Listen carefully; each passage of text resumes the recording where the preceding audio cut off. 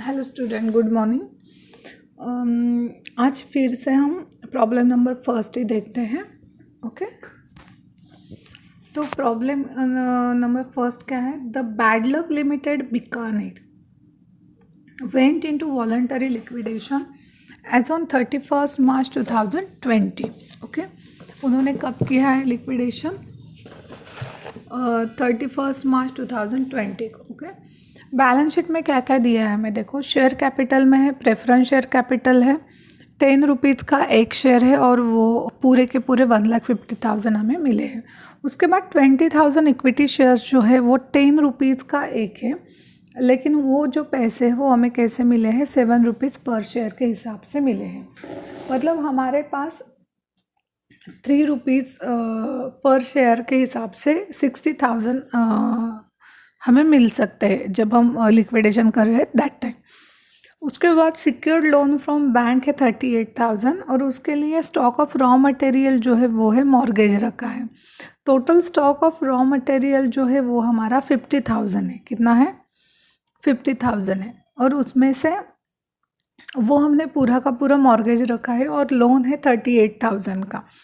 मतलब हम जब मॉर्गेज रखते हैं वो हमारी जितनी एसेट है उस मतलब अगर आपने 10 रुपये का लोन लिया है तो आपको मॉर्गेज के लिए 20 रुपीज़ रखने पड़ते हैं। ओके, और वो लोन है 38,000 का और हमारा रॉ मटेरियल जो है वो रियलाइज्ड हुआ है 30,000 को। मतलब एक्स्ट्रा 8,000 जो है हमें लोन फ्रॉम बैंक का जो पॉइंट है या फिर बैंक से हमने लोन लिया वो 8,000 हमें मेंशन करना पड़ेगा। ओके, उसके बाद एग्जाम्पल में हमें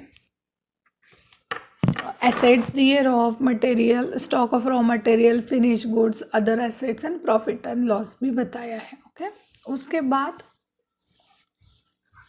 एडजस्टमेंट देखो, उन्होंने क्या किया है? एसेट रियलाइज की है, स्टॉक ऑफ रॉ मटेरियल 30,000 को, मतलब बैंक ने उसको रियलाइज़ किया। अब हमने क्या किया है, आप आगे अच्छे से लिसन करो। देखो, stock of raw material realised by bank है। लिक्विडेटर ने stock of raw material realise नहीं किया है, बैंक ने किया है। Okay, then stock of finished goods and other asset जो है वो रियलाइज्ड हो गए 80,000 एंड 20,000 रिस्पेक्टिवली। और ये जो है वो किसने किया है? लिक्विडेटर ने। Okay, the liquidator is sorry, the liquidator is entitled to a fixed remuneration of rupees 1,000 plus 3% of assets realized by him only। मतलब उसने जितने भी एसेट रियलाइज किए हैं उसके ऊपर 3% कमीशन होगा और फिक्स मतलब रेमुनरेशन होगा और जो लमसम अमाउंट है 1,000 वो भी होगी। ओके, उसके बाद द एक्सपेंसेस ऑफ लिक्विडेशन, मतलब लिक्विडेशन कॉस्ट जो है वो है 11,000। Then preference share are preferential as regards capital repayment. वो तो होता ही, पहले प्रेफरेंस शेयर होल्डर को पैसे दिए जाते हैं और अगर कुछ रिमेनिंग है तो इक्विटी शेयर को मिलते हैं। ओके, मतलब आपको प्रॉब्लम अब समझ में आ गया होगा क्योंकि कल भी बताया, लास्ट लेक्चर भी हुआ था और अभी भी, तो अच्छे से आप समझ सकते हो। अब हमें क्या करना है,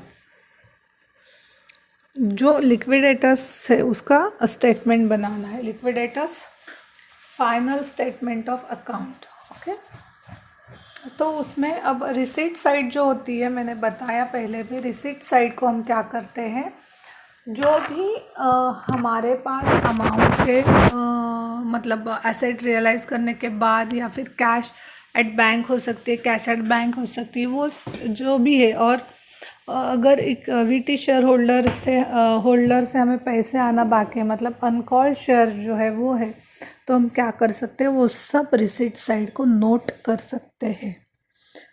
फिर से बताती हूँ, रिसीट साइड को क्या क्या आएगा, जो एसेट रियलाइज होती है उसकी अमाउंट, देन अनकॉल्ड शेयर्स कुछ है, मतलब अगर 10 रुपये का शेयर है और उससे 6 रुपीज़ के हिसाब से पैसा है तो ऊपर के 4 रुपीज़ आने हैं, वो रिसीट साइड को जाएंगे। उसके बाद जो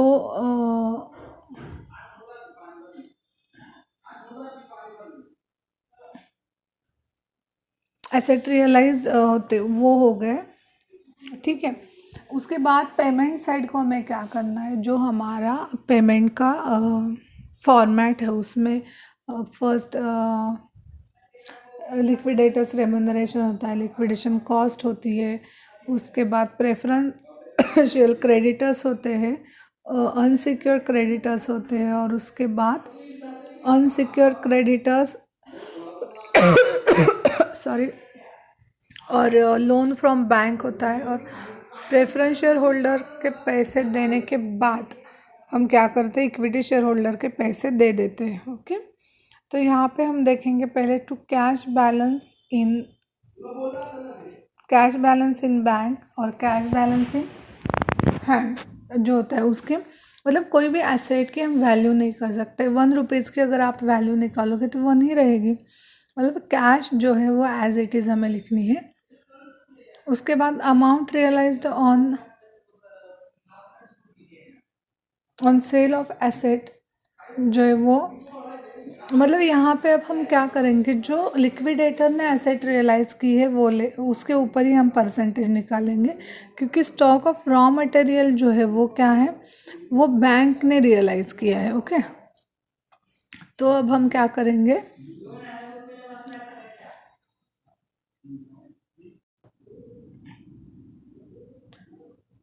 देखो यहाँ पे जो स्टॉक ऑफ रॉ मटेरियल है उसमें क्या है, वो उसके लिए हमने बैंक लोन के लिए उसे मॉर्गेज पे रखा है। तो लोन एक्चुअल में था 38,000, लेकिन बैंक ने stock of raw material realise किया है 30,000 को। तो एक्स्ट्रा 8,000 जो है वो हम क्या करेंगे, as a loan from bank, मतलब अनसिक्योर्ड क्रेडिटर्स का जो मेन पॉइंट होता है उसके ही नीचे हम लिखेंगे unsecured creditors and loan from bank, okay. अगर ऐसा हो जाता कि हमने मॉर्गेज रखा है स्टॉक ऑफ रॉ मटेरियल, वो लोन था 38,000, और बैंक ने अगर stock of raw material realise किया होता 40,000 को, तो 2,000 हम रिसिप्ट साइड को लिखते, ओके। इतना फ़र्क है। उसके बाद अब हम क्या करेंगे, पेमेंट 1 बाय 1 कर देंगे। नहीं सॉरी, यहाँ पे हमने एसेट रियलाइज़ किया। उसके बाद कॉल फ्रॉम कॉन्ट्रीब्यूटर्स या call from equity share holders, मतलब जो हमें आने वाले थे 2 लाख, वो कितने हो गए, 1,40,000 ही आ गए। तो 3 रुपीज़ से हम क्या करेंगे, 20,000 शेयर्स को मल्टीप्लाई करेंगे तो 60,000 हो गए। इतने हमें क्या करना है, इक्विटी शेयर होल्डर से लेने, मतलब वो भी हमारा क्या हुआ, रिसिट साइड ही हो गया। इसके बाद हम उसकी टोटल करेंगे पूरे रिसिट साइड की, कितनी हो गई, 1,70,000। अब हम क्या करेंगे, 1 बाय 1 करके पेमेंट कर देंगे, ओके। तो पेमेंट में देखो, बाय लिक्विडेटर्स रेम्यूनरेशन जो है वो है 4,000। उसके बाद कैसे हो गया 4,000 बताती हूँ। फिक्स जो है वो है 1,000 and 3% on asset realised by liquidator. Liquidator से जितने भी एसेट्स रियलाइज हो गई उसकी अमाउंट देख के उसके ऊपर 3% निकालना है, ओके। तो वो हो गई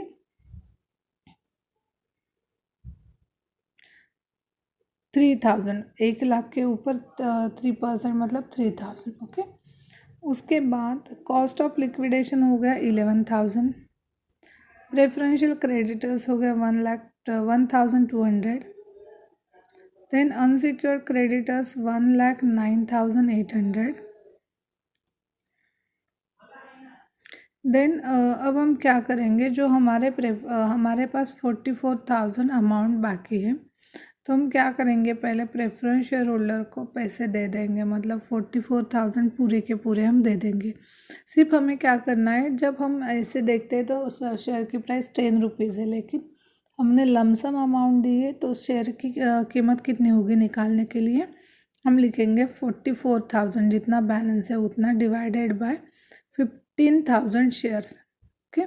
अगर आपको एग्जाम्पल में गड़बड़ हो गई हो या फिर ये लिखने को टाइम नहीं मिल रहा हो तो सिर्फ इतना लिखो, बाय प्रेफरेंस शेयर होल्डर जितनी भी अमाउंट बची है वो दे दो। ओके, ये हो गया लिक्विडेटर का प्रॉब्लम। ऐसे होता है, इतना सिंपल होता है, सिर्फ आपको प्रैक्टिस चाहिए। Okay, now we see second number problem number second. Sundar Limited Surat went into voluntary liquidation on 31st March 2020 when its balance sheet was as under. Okay, balance sheet on 31st March 2020.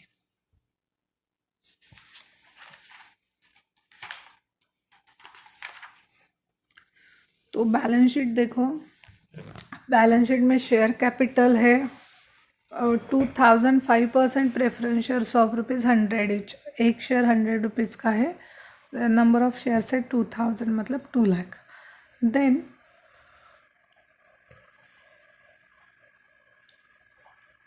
2500 equity shares है ₹100 का एक, मतलब 2,50,000।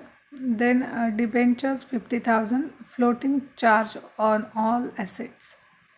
Then Sunday creditors 1,05,000. Asset side को plant and machinery 2,80,000. Stock 1,30,000. Debtors 1,20,000. Cash at bank 52,000. Profit and loss 23,000. Total balance sheet की जो है वो है 6,05,000। 6,05,000। अब एडजस्टमेंट है, first adjustment, The liquidator realized the assets as follows. Liquidator ने assets realize की है। First one, plant and machinery ₹2 lakh, stock 80,000 and debtors 1,000, sorry debtors 1 lakh. Second one is the expenses of liquidation amounted to ₹3,900.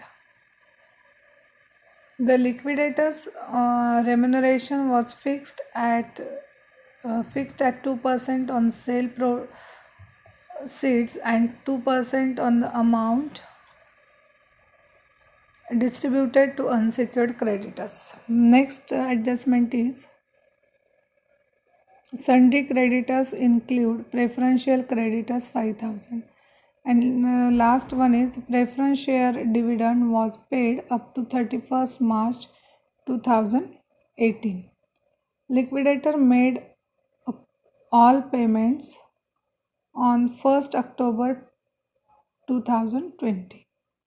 Okay, liquidator's final statement of account of the winding up of Sundar Limited. हम क्या करेंगे, problem solve करते हैं।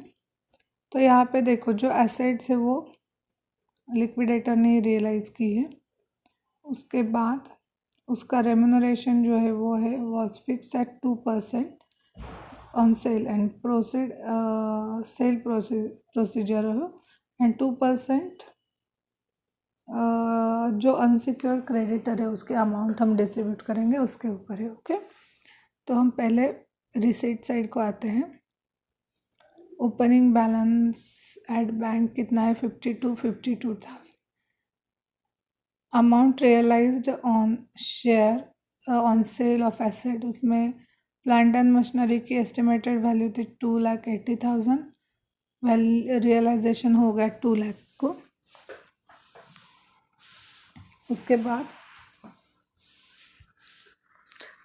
Stock जो है वो stock था 1,30,000 का और रियलाइज्ड हो गया 80,000 को।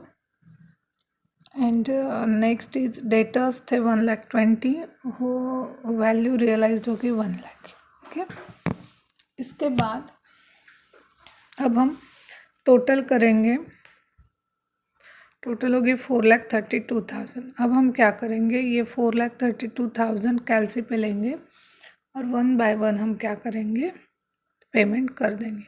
फर्स्ट, लिक्विडेटर्स रेम्यूनरेशन जो है वो 2% ऑन एसेट रियलाइज्ड, एसेट कितनी है 3,80,000। Okay, and 2% on payment to preferential creditors, वो बाद में नहीं, प्रेफरेंशियल क्रेडिटर्स 100 रुपीज़, क्योंकि वो रेमुनरेशन का था ना। उसके बाद 2% on payment to unsecured creditors, payment करना था 1 लाख।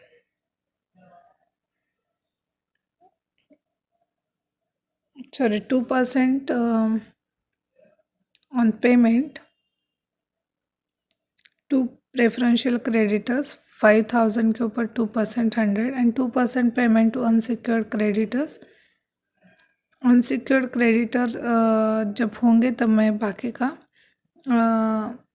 अनसिक्योर्ड क्रेडिटर्स जो है वो हम कैसे करेंगे, पहले हम अनसिक्योर्ड क्रेडिटर का पॉइंट जो है वो कवर करेंगे और उसके बाद उसके ऊपर 2% निकाल सकते हैं। Okay, cost of liquidation 3,900, preferential creditors 5,000 and debenture 51,500। उसके बाद ये कैसे हुआ, प्रिंसिपल थी 50,000 और उसके ऊपर 6% इंटरेस्ट 6 मंथ्स के लिए हो गया 1,500। ओके, देन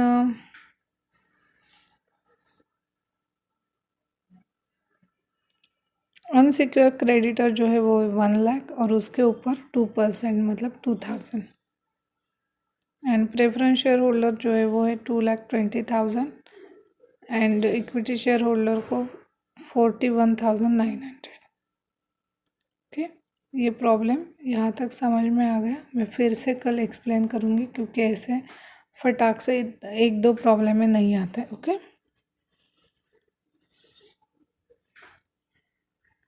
अब जो लिक्विडेशन का टॉपिक है वो एक तो कंपलसरी चैप्टर में आएगा, और स्कोरिंग का टॉपिक है, क्योंकि इसके जो फॉर्मेट है उस फॉर्मेट में सिर्फ आपको अमाउंट फिल करनी है और एसेट रियलाइजेशन का प्रॉपर देखना है, मतलब बैंक ने किया है या थर्ड पर्सन ने किया या फिर शेयर होल्डर ने किया, तो उसके ऊपर वो डिपेंड रहता है। ठीक है, देन उसके बाद हम लिक्विडेशन के 2-3 और प्रॉब्लम लेते हैं और न्यू टॉपिक स्टार्ट करेंगे। ठीक है, लिक्विडेशन के लिए आपको फर्स्ट जो रिसीट साइड है वो अच्छे से समझनी होगी। उसमें क्या क्या आता है, जनरली जो एसेट रियलाइज़ किया है वो कैश बैलेंस हो या बैंक बैलेंस हो वो। उसके बाद अगर कोई मॉर्गेज रखा है और उसके लिए एसेट ने कोई लोन लिया है और उसके लिए एसेट मॉर्गेज रखी है, तो उसका इफेक्ट इसके ऊपर जाएगा, लिक्विडेशन के ऊपर। ओके, और जब हम रेम्यूनरेशन देते हैं तब फिक्स्ड अमाउंट भी रहती है और उसके साथ साथ परसेंटेज भी देते हैं, मतलब इतना रियलाइजेशन हुआ तो इतना परसेंट, ये इस टाइप का। Okay, and one more thing is कि फर्स्ट हम प्रेफरेंशियल क्रेडिटर्स के ऊपर भी कभी कभी एडजस्टमेंट आ सकते हैं कि प्रेफरेंशियल क्रेडिटर में या फिर दूसरे एसेट में, लायबिलिटी में प्रेफरेंशियल क्रेडिटर के अमाउंट, प्रेफरेंशियल क्रेडिटर्स के अमाउंट पहले पे करनी है। ओके, और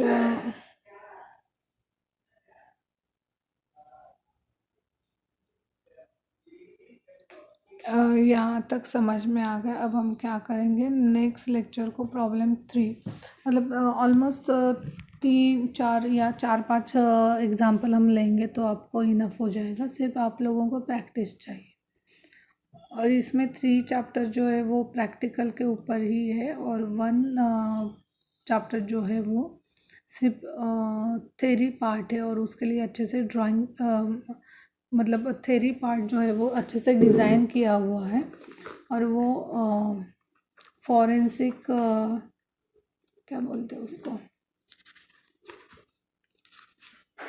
फॉरेंसिक अकाउंटिंग बताया गया है, और वो उसकी थेरी जो है वो आपको दी गई है। लेकिन forensic accounting is the best option for, मतलब अच्छा ऑप्शन है आपके लिए। ठीक है, तो नेक्स्ट लेक्चर को थर्ड प्रॉब्लम स्टार्ट करेंगे।